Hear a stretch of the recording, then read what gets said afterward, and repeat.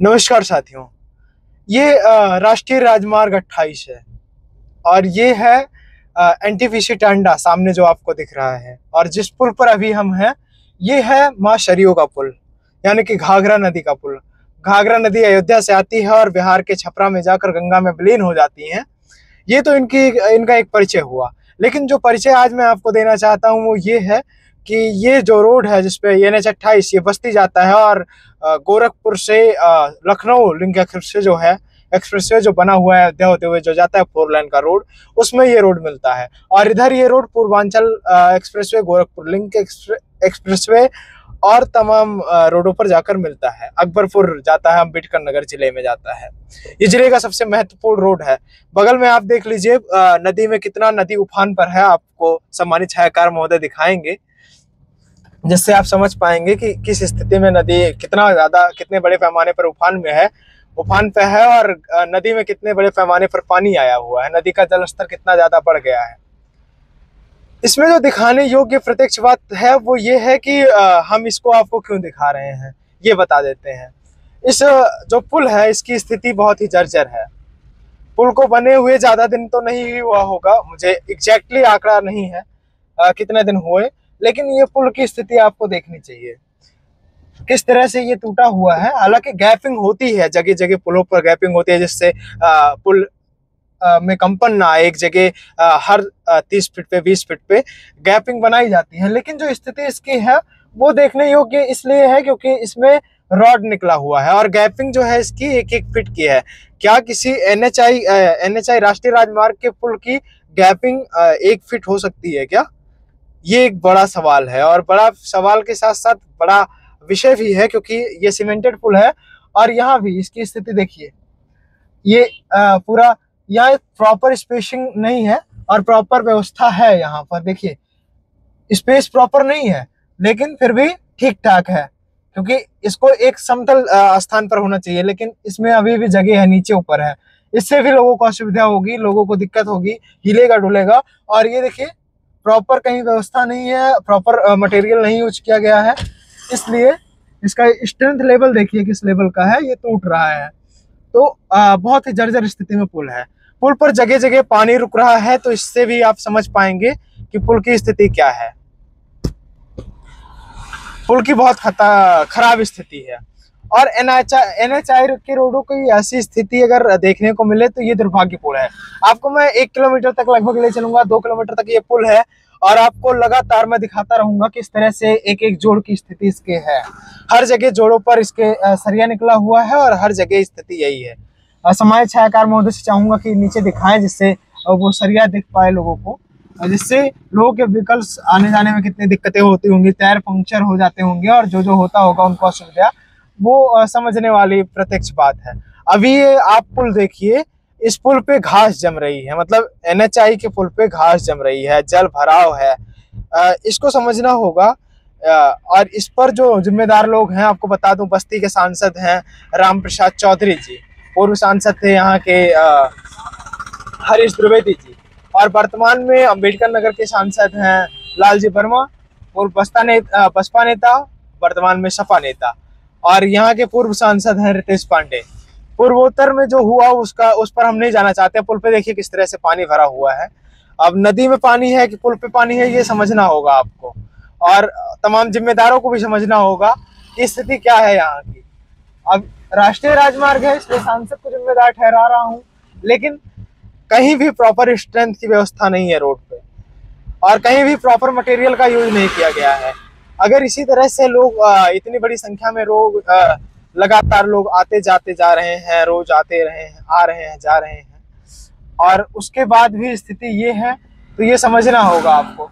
अभी ये देखिए यहाँ भी जो गैपिंग की गई है और गैपिंग के बाद जो ये लोहे का वो लगाया गया है, तमाम जगहों पर तो चुरा ले गए हैं चोर, लेकिन जहां पर बचा हुआ है वहां की स्थिति ये है कि ये कभी भी वहां टूट सकता है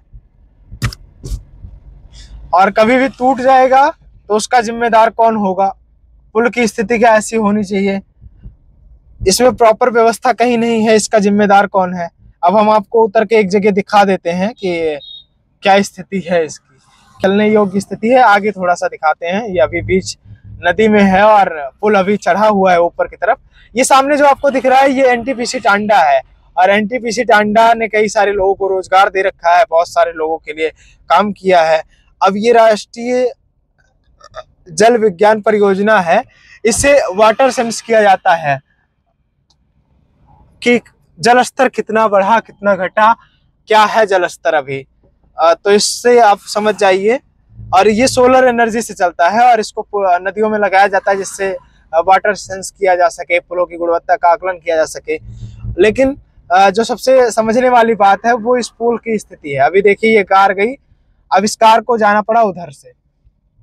अब यहाँ देखिए सरिया निकली हुई है, और किसी पुल को, राष्ट्रीय राजमार्ग के पुल पे सरिया इतनी पतली लगती है क्या? ये 3 सूत की सरिया है, और 3 सूत की सरिया अगर राष्ट्रीय राजमार्ग के पुलों पे लगेगी तो राष्ट्रीय राजमार्ग के पुलों का हाल क्या होगा वो आपको बताने की आवश्यकता नहीं है।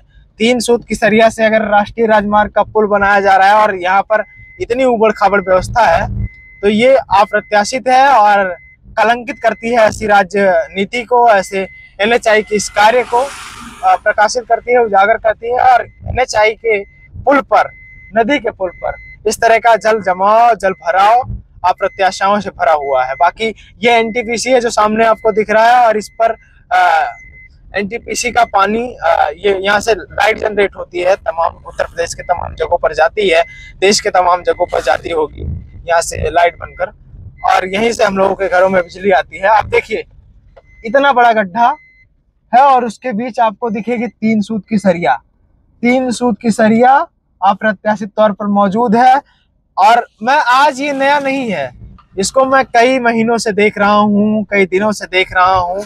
लोग ऐसे ही असुविधा खाते हुए जा रहे हैं, असुविधा में जा रहे हैं, और उनको चलने में समस्या हो रही है, लेकिन कोई आवाज नहीं उठा रहा था इसके लिए। तो हमने सोचा यहाँ देखिए प्रॉपर कहीं स्पेस नहीं है, अभी स्पेस नहीं होगा पुलों पर तो कंपन होगी, नदी है, इतना तेज बहाव है और स्पेस ही नहीं है पुल पे, जबकि यहाँ स्पेस प्रॉपर होना चाहिए, स्पेस नहीं है। अभी यहाँ देखिए पैच लगाया गया था रोड पे PWD द्वारा, अब यहाँ जो आपको देखना चाहिए वो यहाँ है, और मैं आपको यहाँ उतर के दिखाता भी हूँ।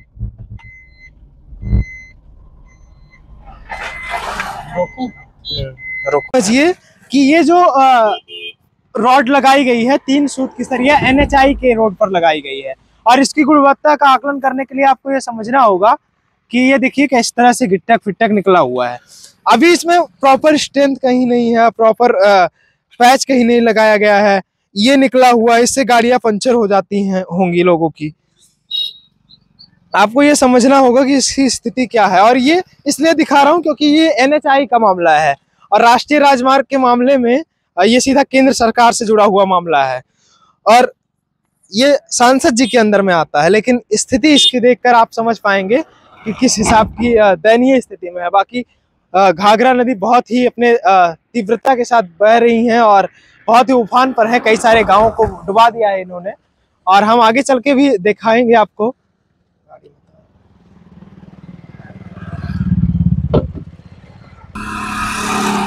तब अब आपको मैं दिखाता हुआ चलता हूँ किस तरह की स्थिति है। देखिए जगह जगह रोडों पर कहीं भी एक भी जो इसका जोड़ है, एक भी जोड़ सही से नहीं है, और इसके लिए जिम्मेदार कौन है वो बड़ा विषय नहीं है। इस पर जो दुर्घटना हो जाएगी और लोग मर जाएंगे ये बड़ा विषय है, और लोग मरते भी होंगे, क्योंकि रफ्तार आजकल लोगों की पहली पसंद है, और सब रफ्तार के साथ जुड़ना चाहते हैं, सब रफ्तार के साथ काम करना चाहते हैं, रफ्तार के साथ चलना चाहते हैं। तो जो समझने वाली बात है, उन लोगों की रफ्तार में ये बाधा सबसे बड़ी है, और मुझे नहीं समझ में आ रहा है कि इसकी अब ये कितने दिन पुल चलेगा वो तो इसकी न्यू बताएगी, लेकिन जो इसका ऊपर वाला भाग बता रहा है और जो मुख्य बहाव बता रहा है वो ये है कि इसकी स्थिति बिल्कुल ही जर्जर है, और बहुत ही जर्जर स्थिति में आजकल ये पुल है। अब जहां भी लोग चल रहे हैं खटाखट कर रहा है, खटाखट कर रहा है, और ये करीब 2 किलोमीटर लंबा पुल है।